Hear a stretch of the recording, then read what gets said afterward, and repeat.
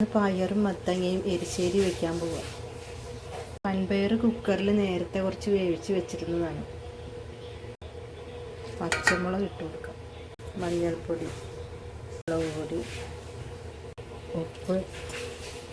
കറി വേകാറായിട്ടുണ്ട്. ഇനി തേങ്ങ അരച്ചെടുക്കാം. കുറച്ച് ജീരകവും ചേർത്തരയ്ക്കാം. അപ്പം മഞ്ഞൾപ്പൊടിയും കൂടി ചേർക്കാം. കറിയിലിട്ടിട്ടുണ്ട് മഞ്ഞൾപ്പൊടി. വെളുത്തുള്ളി ഞാൻ അരയ്ക്കത്തില്ല. വെളുത്തുള്ളി ചിലരൊക്കെ വെളുത്തുള്ളി അരയ്ക്കും. വെളുത്തുള്ളി അരച്ചാൽ ടേസ്റ്റ് വ്യത്യാസം വരും കറിക്ക്. ഉപ്പ് ചേർത്ത് കൊടുക്കാം. ഇത് ചെറുതായിട്ട് തിളച്ചിട്ടുണ്ട്. ഇനി ഇറക്കി വയ്ക്കാം. എണ്ണ ചൂടായിട്ടുണ്ട്. കടുക് ഇട്ട് കൊടുക്കാം.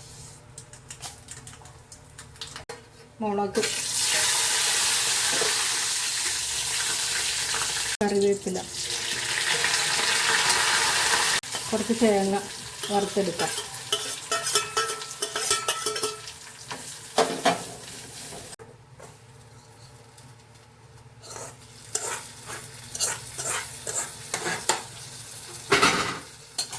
നല്ല സ്വാദുള്ള എരിശ്ശേരി റെഡിയായി.